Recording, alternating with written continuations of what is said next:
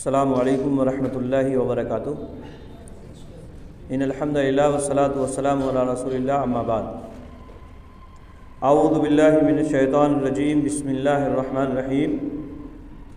یوم ندعو کل اناس بامامہم فمن اوتی کتابہ بیمینہ فاولئک یقرؤون کتابہم ولا یظلمون فتیلا۔ محترم علماء کرام، عزیز طلبہ،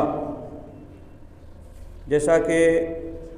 آپ کے سامنے یہ بات رکھی گئی کہ المعہد الاسلامی السلفی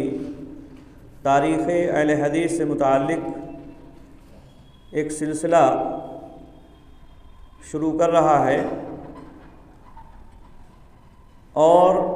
ہندوستان میں تاریخ اہل حدیث کیا ہے، اس سے متعلق چند باتیں میرے ذمے رکھی ہیں کہ میں آپ حضرات کے سامنے رکھوں۔ عزیز طلبہ، سب سے پہلے ہمیں یہ جاننے کی ضرورت ہے کہ اہل حدیث کہتے کس کو ہیں۔ اہل حدیث لفظ اہل اور حدیث دو عربی الفاظ سے بنا ہے،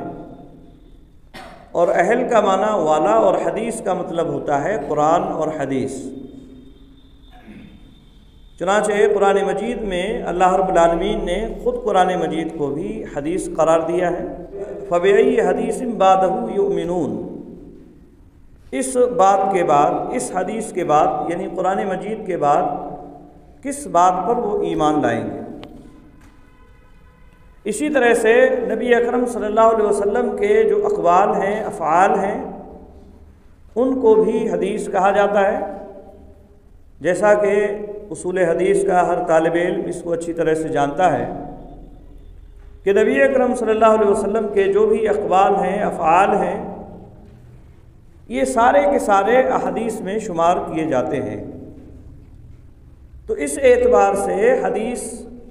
کا جب معنی اور مفہوم ہمیں معلوم ہوا تو اہل حدیث کا مطلب ہوا حدیث والا، اور چونکہ حدیث کا اطلاق قرآن اور حدیث دونوں پر ہوتا ہے، اس لیے اہل حدیث کا سادہ سا مفہوم ہے، یعنی وہ آدمی جو قرآن اور حدیث کو ماننے والا ہے۔ اہل حدیث کی ابتدا کب سے ہوئی؟ اگر ہم اس سوال کی جانب جائیں گے تو ظاہر سی بات ہے، اہل حدیث کا معنی اور مفہوم جب یہ ہے کہ حدیث والا، تو جب سے حدیث کی ابتدا ہے، قرآن مجید کی ابتدا ہے، اسی وقت سے اہل حدیث کی بھی ابتدا ہوگی۔ یعنی نبی اکرم صلی اللہ علیہ وسلم کی احادیث جب سے پائی جا رہی ہیں، صحابہ اکرام رضوان اللہ تعالیٰ علیہم اجمعین جو آپ کے شاگردان ہیں، ان کے وجود سے ہی اہل حدیث کی ابتدا ہے۔ قدیم کتابوں میں اگر ہم دیکھیں گے تو اس کی تفصیل آپ کو کئی جگہ ملے گی۔ اللہ کے نبی صلی اللہ علیہ وسلم کی ایک حدیث ہے، آپ صلی اللہ علیہ وسلم نے اس میں طائفہ منصورہ کے تعلق سے بیان فرمایا، جس کو حضرت قرہ بن ایاس المزنی رضی اللہ تعالیٰ عنہ نے بیان فرمایا ہے۔ ابن ماجہ اور اسی طرح سے ترمذی میں یہ روایت موجود ہے، جس کے اندر بیان فرماتے ہیں اللہ کے نبی صلی اللہ علیہ وسلم، آپ صلی اللہ علیہ وسلم نے فرمایا، لا تزال طائفۃ من امتی منصورین لا یضرهم من خذلهم حتی تقوم الساعۃ۔ اللہ کے نبی صلی اللہ علیہ وسلم نے ایک فرقے کا ذکر فرمایا کہ میری امت کا ایک فرقہ برابر مدد کیا جاتا رہے گا، اس کی مدد کی جاتی رہے گی یہاں تک کہ قیامت قائم ہو جائے۔ یہ فرقہ کون ہے؟ اس فرقے کی وضاحت ائمہ اسلام نے کیا کی ہے، اس کے تعلق سے اگر ہم جانیں گے، مختلف اقوال اس کے تعلق سے اگر ہمیں معلوم ہو جائیں تو ہم اچھی طرح سے جان سکتے ہیں کہ اہل حدیث کا وجود کب سے ہے۔ چنانچہ اس کے تعلق سے چند اقوال میں آپ کے سامنے رکھ رہا ہوں۔ امام بخاری رحمہ اللہ نے فرقہ منصورہ کے تعلق سے، طائفہ منصورہ کے تعلق سے بیان فرمایا، یعنی اہل الحدیث، یعنی اس سے مراد اہل حدیث ہیں۔ امام بخاری رحمۃ اللہ علیہ طائفہ منصورہ سے اہل حدیث کو مراد لے رہے ہیں کہ اس سے مراد اہل الحدیث ہیں۔ اس سے یہ بات بھی اچھی طرح سے سمجھ لینا چاہیے، جیسا کہ بعض لوگوں کا یہ خیال ہوتا ہے اور وہ یہ سمجھتے ہیں کہ اہل حدیث اصل میں محدثین کی جماعت کو کہا جاتا ہے، محدثین کی جماعت کو کہا جاتا ہے۔ جب ان سے یہ کہا جاتا ہے کہ اہل حدیث کا وجود مختلف زمانوں میں پایا جاتا رہا ہے، اور اس حدیث کی شرح میں امام بخاری نے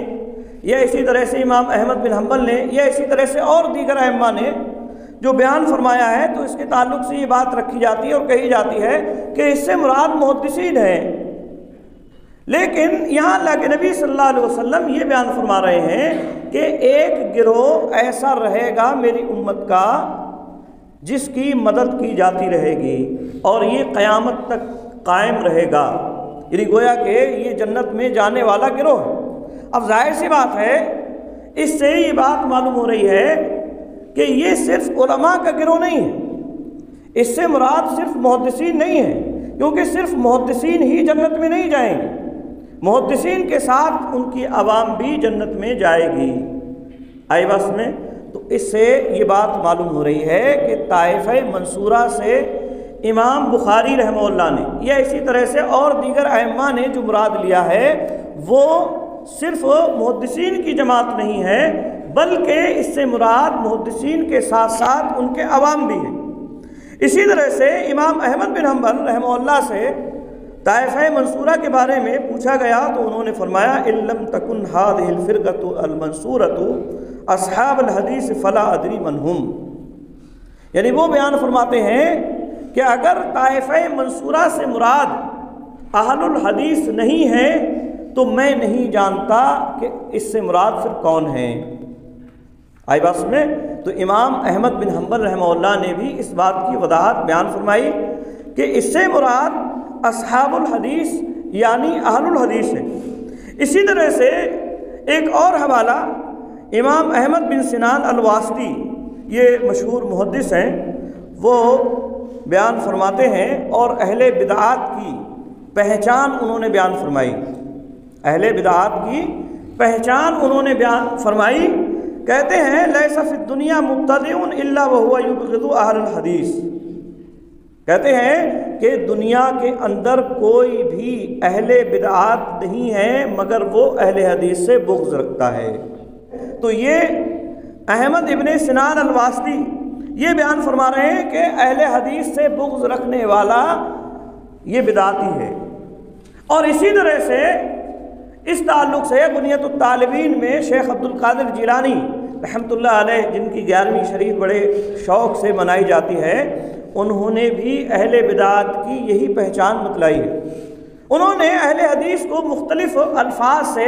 اپنی کتاب بنیۃ الطالبین میں ذکر فرمایا ہے، اہل حدیث، اہل عصر وغیرہ وغیرہ، تو اس میں اہل بدعات کی یہ پہچان انہوں نے بتلائی کہ اہل بدعات کی یہ پہچان ہے کہ وہ اہل حدیث کو برا کہتے ہیں، ان کے اندر عیب نکالتے ہیں۔ اور اہل حدیث کا نام انہوں نے بتلایا، اہل سنت کا نام صرف اور صرف اہل حدیث ہی ہے، یہ بیان فرما رہے ہیں شیخ عبد القادر جیلانی رحمۃ اللہ علیہ۔ آئی بات میں تو شیخ عبد القادر جیلانی رحمۃ اللہ علیہ ایک بڑا نام ہے، صوفی سمجھے جاتے ہیں، اور اسی طرح سے تمام مذاہب فکر جتنے بھی ہیں تقریباً سارے کے سارے لوگ ان کا احترام کرتے ہیں۔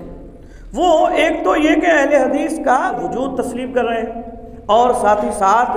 اہل بدعات کی یہ پہچان بتلا رہے ہیں کہ اہل بدعات کی یہ پہچان ہے کہ وہ اہل حدیث کی مذمت کرتے ہیں، ان کے اندر عیب نکالتے ہیں، ان کی ہجو کرتے ہیں ایک طرح سے۔ اسی طرح سے اگر حوالوں پر جایا جائے تو بہت سارے حوالے ابن تیمیہ رحمہ اللہ ہیں، یا اسی طرح سے اور بھی بہت سارے نام ہیں اس تعلق سے جن کو اس تعلق سے پیش کیا جا سکتا ہے۔ جو آیت کریمہ میں نے آپ حضرات کے سامنے پڑھی، اس کے اندر اللہ رب العالمین نے فرمایا یوم ندعو کل اناس بامامہم، کہ اس دن جب کہ ہم تمام لوگوں کو ان کے امام کے ساتھ بلائیں گے۔ اس آیت کریمہ کے اندر جو اللہ رب العالمین بیان فرما رہا ہے کہ ہر شخص کو، تمام لوگوں کو ہم ان کے امام کے تحت بلائیں گے۔ تو اس تعلق سے علامہ ابن کثیر رحمہ اللہ بیان فرماتے ہیں، قال بعض السلف ھذا اکبر شرف لاصحاب الحدیث، کہتے ہیں حافظ ابن کثیر رحمہ اللہ کہ یہ اہل حدیث کے لیے بڑا شرف ہے، یہ اہل حدیث کے لیے بڑا شرف ہے۔ کیوں؟ لأن امامہم النبی صلی اللہ علیہ وسلم، کیونکہ ان کے امام نبی اکرم صلی اللہ علیہ وسلم ہے۔ آئی بات میں؟ تو امام ابن کثیر رحمۃ اللہ علیہ یہ شرف کی بات بتلا رہے ہیں اہل حدیث کے لیے، اور یہ شرف کی بات اس وجہ سے ہے کہ ان کے امام نبی اکرم صلی اللہ علیہ وسلم ہیں، انہوں نے کسی اور کو اپنا امام نہیں بتلایا ہے، نہیں بنایا ہے۔ کیونکہ اہل حدیث کا منہج اور اصول اگر ہم دیکھیں گے تو یہی ہے کہ وہ قرآن اور حدیث کو مانتے ہیں، جو صحابہ کرام رضوان اللہ تعالیٰ علیہ مجمعین کا مذہب تھا، اس کے علاوہ اور کوئی دعوت ان کی نہیں ہے۔ قرآن اور حدیث ہی کو وہ اولیت دیتے ہیں، اور اس کے بعد دوسرے جو ہیں مان لیجیے اجتہاد ہے، اجماع وغیرہ وغیرہ، یہ ساری چیزیں اس کے بعد وہ مانتے ہیں، لیکن اولیت کس کو ہے؟ قرآن اور حدیث کو۔ اور یہی ضابطہ اور یہی منہج صحابہ کرام رضوان اللہ تعالیٰ علیہ مجمعین کا بھی تھا۔ اگر ہم دیکھیں گے تو مختلف صحابہ کرام رضوان اللہ تعالیٰ علیہ مجمعین کے سلسلے میں اسی بات کو پائیں گے کہ وہ نبی اکرم صلی اللہ علیہ وسلم کی احادیث کو تلاش کرتے تھے۔ آپ صلی اللہ علیہ وسلم کی باتوں کے مل جانے کے بعد پھر اپنی بات کو وہ چھوڑ دیا کرتے تھے۔ اسی آیت کے تحت، اسی آیت کے ضمن میں علامہ جلال الدین سیوطی رحمہ اللہ نے تدریب الراوی کے اندر بیان فرمایا۔ تدریب الراوی کے اندر وہ یہ بیان فرماتے ہیں اسی قول کو ذکر کرتے ہوئے کہ اس آیت کریمہ کے تعلق سے یہ بات کہی گئی ہے، جیسے ابن کثیر نے بیان فرمایا ہے، ایسے ہی تدریب الراوی میں جلال الدین سیوطی بھی کہتے ہیں۔ چنانچہ ان کی عبارت ہے، کہتے ہیں لیس لأہل الحدیث منقبۃ اشرف من ذلک لأنہ لا امام لہ غیرہ صلی اللہ علیہ وسلم۔ ٹھیک ہے، یعنی اہل حدیث کے تعلق سے کہتے ہیں کہ اس سے بڑھ کر اہل حدیث کی اور کوئی فضیلت نہیں ہو سکتی ہے، اس سے بڑھ کر اور کوئی فضیلت اہل حدیث کی نہیں ہو سکتی ہے، کیونکہ ان کے امام نبی اکرم صلی اللہ علیہ وسلم۔ تو یہ چند حوالے میں نے آپ حضرات کے سامنے رکھے اس تعلق سے کہ اہل الحدیث کا وجود مختلف ادوار میں رہا ہے۔ امام بخاری رحمۃ اللہ علیہ ہوں، یا اسی طرح سے امام احمد بن حنبل ہوں، امام حافظ بن کثیر ہوں، یا اسی طرح سے جلال الدین سیوطی وغیرہ ہوں۔ اب یہاں چند باتیں بعض علماء احناف کے حوالے سے بھی میں آپ کے سامنے رکھنا مناسب سمجھتا ہوں۔ رد المختار شرح در المحتار، تو یہ جو ہے یہ بڑی معتبر کتاب مانی جاتی ہے، اور ابن عابدین شامی جو ہیں ان کی کتاب ہے۔ اس کتاب کے اندر ایک آدمی کا واقعہ ذکر کیا ہے، اور اس میں روایت ہے کہ قاضی ابو بکر زوجانی کے عہد میں ایک حنفی نے ایک اہل حدیث سے اس کی بیٹی کا رشتہ مانگا، تو اہل حدیث نے انکار کر دیا اور کہا کہ وہ اس صورت میں رشتہ دے سکتا ہے کہ وہ اپنا یعنی حنفی مذہب چھوڑ دے اور امام کے پیچھے سورہ فاتحہ پڑھے اور رکوع جاتے وقت رفع یدین کرے، اور اسی طرح اہل حدیث کے دیگر مسائل پر بھی عمل کرے۔ آئی بات میں؟ یہ جو ہے حنفی کتاب میں لکھا ہوا واقعہ ہے۔ تو اس کتاب سے بھی، اس حوالے سے بھی یہ بات معلوم ہو رہی ہے کہ ابن عابدین کے زمانے میں اہل حدیث کا وجود تھا، اہل حدیث اس وقت موجود تھے، اور یہی نہیں کہ موجود تھے، ان کے امتیازی مسائل لوگوں کے درمیان میں معروف اور مشہور تھے کہ یہ رفع الیدین کرتے ہیں، یا اسی طرح سے یہ جو ہیں آمین بالجہر وغیرہ کرتے ہیں۔ ٹھیک ہے، اسی طرح سے ایک اور حوالہ، ایک مشہور فتوے کی کتاب ہے احسن الفتاوی، اس کے مؤلف رشید احمد لدھیانوی ہے۔ انہوں نے اپنے فتویٰ جلد نمبر 1 کے صفحہ نمبر 316 کے اندر بیان فرمایا ہے۔ اصل میں بات مودودی صاحب کی تردید سے متعلق ہے تو اسی ضمن میں یہ بات کہتے ہیں تقریباً دوسری تیسری صدی ہجری میں اہل حق میں فروعی اور جزئی مسائل کے حل کرنے میں اختلاف انظار کے پیش نظر 5 مکاتب فکر قائم ہو گئے، یعنی مذاہب اربعہ اور اہل حدیث۔ یاد رکھیں، یہ کہہ رہے ہیں کہ تقریباً دوسری تیسری صدی میں، یعنی دوسری تیسری صدی میں یہ 5 مذاہب موجود تھے، ان کا وجود یہ تسلیم کر رہے ہیں۔ آگے کہہ رہے ہیں اس زمانے سے لے کر آج تک انہی 5 طریقوں میں حق کو منحصر سمجھا جاتا رہا، یعنی یہی 5 طریقے، چونکہ حنفی ہیں یہ رشید احمد لدھیانوی صاحب، تو انہوں نے بھی اہل حدیث کا وجود دوسری اور تیسری صدی سے مانا ہے۔ آئی بات میں، اور یہ حوالہ اس لیے اہمیت رکھتا ہے، اس لیے اس کی اہمیت ہے کیونکہ اہل حدیث کو 150 سال پرانی جماعت کہنے والے یہی احناف لوگ ہیں، وہی کہتے ہیں کہ یہ 150 سال پرانی جماعت ہے، انگریزوں نے اس کو وجود بخشا ہے۔ تو ان کے خود عالم جو حق پسند ہیں وہ خود اس بات کا اقرار کر رہے ہیں کہ اہل حدیث کی تاریخ پرانی ہے، اور یہ جو ہے دوسری یا تیسری صدی سے ہی چلے آ رہے ہیں، اور آج تک یہ موجود ہیں، اور اہل حق ہیں یہ، اور یہ اہل حق بھی ہیں۔ تو یہ چند حوالے میں نے آپ کے سامنے اس تعلق سے رکھے کہ اہل حدیث کا وجود قدیم زمانے سے پایا جاتا ہے۔ اب آتے ہیں ہندوستان میں اہل حدیث کا وجود کب سے ہے۔ اس جانب اہل حدیث کا وجود، جب ہم نے یہ بات مان لی کہ اہل الحدیث ابتدا سے پائے جا رہے ہیں، اللہ کے نبی صلی اللہ علیہ وسلم کے زمانے سے صحابہ کرام رضوان اللہ تعالیٰ علیہ مجمعین کے زمانے سے جماعت اہل حدیث کا وجود ہے، جیسا کہ ابھی چند حوالے آپ کے سامنے رکھے گئے،